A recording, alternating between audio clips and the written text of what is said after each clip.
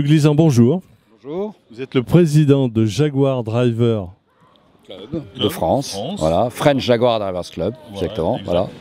Et vous êtes ici aujourd'hui à Chantilly pour ce rassemblement Art et Élégance. Exactement, on participe à ce rassemblement depuis l'origine, depuis que Peter Otto a lancé, on a toujours été des fidèles.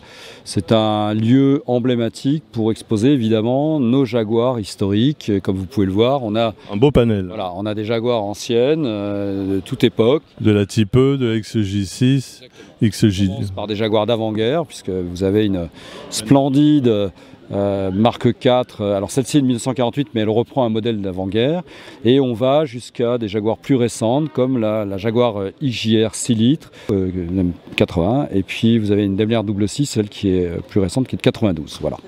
Donc on a vraiment toutes les époques et en passant par des Jaguars XJ6 qui sont tout à fait emblématiques. Alors dans votre club vous avez combien de membres, combien de licenciés? Alors on a 350 membres. Et le club est en constante progression puisque quand j'ai pris la présidence il y a 4 ans, on était 189 membres, donc il y a une assez forte progression ces dernières années, notamment parce qu'on a fait le choix d'aller sur les réseaux sociaux.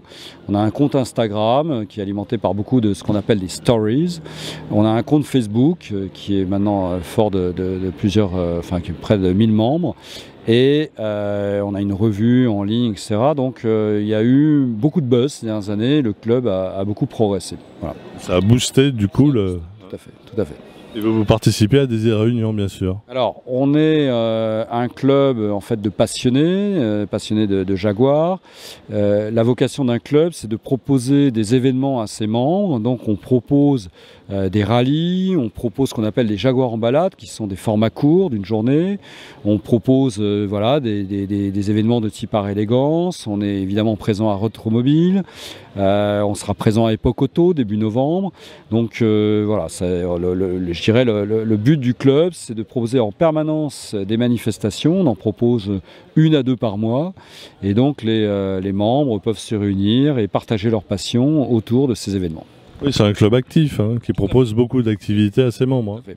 On a aussi un site web dont on est, je dois dire, assez fier parce que dans l'espace membre, on a énormément de documentation technique, une bibliothèque de photos gigantesque, une librairie, enfin on a énormément de ressources, si vous voulez, pour nos membres. Donc nos membres, qui sont quand même tous en attente de renseignements sur leur voiture, qui veulent un petit peu savoir comment les choses se passent, pour les restaurer, pour voir de prochaines acquisitions, s'ils peuvent trouver les pièces également. Tout à fait, et des conseils. On échange aussi évidemment beaucoup de conseils entre les membres. Alors tous ces membres qui sont présents ici, 2 nous ont rejoints. Il y a Chantal et Hugues. Alors Chantal et Bruno, pardon. Chantal et Bruno. Alors Chantal, on a vu votre papa qui est une voiture de légende où il a participé à ce rallye magnifique en 2002 de mémoire. Oui, c'est ça exactement. Rallye Paris, Saint-Pétersbourg. Voilà. Alors, pour le moment, c'est vous qui utilisez son véhicule et vous a transmis un petit peu la passion de la Jaguar. Ah bah, depuis toute petite, j'ai suivi, je l'ai accompagné. Donc voilà, maintenant je roule avec et j'en prends soin. Bon, bien sûr, c'est une belle voiture. Oui, tout à fait, je l'adore. Elle est splendide. Merci. On voit qu'il est bien entretenu. Bah, on essaye, on fait au mieux. Merci beaucoup. Et pour vous, alors, vous avez quel type de véhicule? Alors ici, j'ai une XJ6 berline Jaguar de 1969. D'ailleurs quasiment la même que notre ami.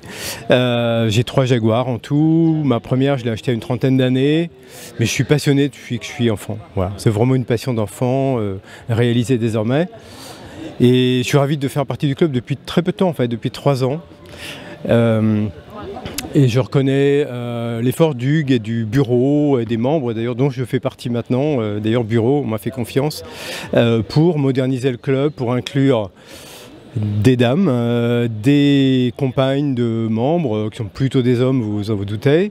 Et puis il me tient à cœur aussi d'inclure des jeunes, donc des très jeunes. Donc alors, petite anecdote, on organise l'an prochain un rallye qui se veut père et fils, fille, petit cousin, au volant, pas derrière, au volant, pour inclure des jeunes de manière à leur faire toucher du doigt la passion et éventuellement les faire entrer et partager notre passion et nos voitures.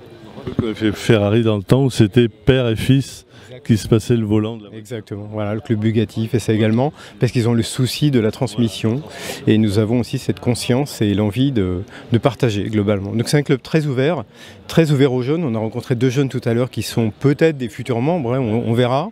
En tout cas, ils sont déjà jaguaristes et déjà passionnés. Donc ils sont déjà très passionnés, donc il est possible qu'ils nous rejoignent, parce que voilà, et on a à cœur de faire entrer des jeunes membres et qui partagent la même passion que nous. Président, c'est bien qu'il y ait cet engouement justement des jeunes générations. Absolument, c'est fondamental. En fait, un des gros problèmes de tous les clubs automobiles actuels, c'est d'attirer des jeunes, de nouvelles générations. On est un peu à un tournant historique, si vous voulez, dans le sens où beaucoup de ces clubs ont été créés par des bandes de copains qui avaient la trentaine, il y a déjà 30 ou 40 ans, puisque le club Jaguar, par exemple, est le plus ancien club de marque de France. Il a été créé en 69 par Philippe Renault. Et en fait, c'est un club qui était un peu vieillissant ces dernières années, et on travaille beaucoup au renouvellement des générations. Et donc Bruno va organiser donc ce qu'on va appeler des rallyes parents-enfants, parce qu'il faut absolument passionner des jeunes. Alors là-bas, par exemple, vous avez une Daimler double 6 qui est conduite par un membre, on l'aperçoit, il est avec ses 3 enfants. On l'a accueilli en disant mais venez, parce qu'il faut transmettre ce virus à ces jeunes, et bon, c'est plutôt bien parti, c'est-à-dire que quand vous amenez des jeunes sur des manifestations de ce type, vous vous rendez vraiment compte que ça les intéresse. Donc il faut simplement penser à le faire et à les amener, et là on découvre qu'ils ont un réel intérêt. Voilà, donc on est à un moment un petit peu charnière de la vie des clubs, pas seulement au club Jaguar, mais dans la plupart des clubs. Dans tous les clubs, c'est ça. Il y a ce souci qui se pose de renouveler un petit peu les membres. Absolument. Voilà. Et de passionner les plus jeunes. Exactement, c'est ça. Dès qu'on a mis le doigt dedans. Après, ça marche bien. On l'a vu là tout à l'heure, à midi, on déjeunait avec un jeune qui avait des choix évidemment dont on peut un peu contester la légitimité, parce que lui voulait un bleu marine pour la couleur de la carrosserie avec quelques paillettes. Bon. Et il nous disait c'est une couleur Chevrolet. Alors on lui a dit ne parle pas d'une couleur Chevrolet, parle plutôt d'une commande usine. C'est-à-dire vraiment voilà, d'une commande spéciale, parce qu'on ne sait pas très bien encore comment sera la couleur. Mais on a trouvé ça intéressant. Ce qui est intéressant, c'est que de voir des jeunes qui se posent réellement des questions, qui ont envie d'acheter ces voitures-là. À 25 ans, il faut quand même avoir un petit peu de la passion pour acheter des voitures qui sont quand même assez chères à entretenir. Voilà. En jeune de cet âge-là, c'est ça. Consacrer un budget, il faut vraiment être passionné par la marque et dire je vais investir là-dedans. C'est ça, exactement. Après la couleur, c'est autre chose. Voilà. Quand on est fan, on est toujours sur le vert anglais, forcément, mais bon. C'est vrai, alors le vert anglais, c'est vrai que c'est une couleur emblématique, le fameux British Racing Green. C'est une couleur emblématique de Jaguar. Honnêtement, c'est vraiment pas la couleur dominante chez Jaguar, puisqu'il y a énormément de Jaguar d'autres couleurs. Vous pouvez voir derrière vous. Là, il y a un très beau Pallescent Silver Blue. Là, vous avez un bronze qu'on appelle Golden Sand. Ici, vous avez un Swedish Green. Là, vous avez un bleu nuit. Je me souviens plus du nom, mais voilà. Et il y a des références comme ça. Il y a beaucoup de références. Il y a un bleu un peu plus turquoise.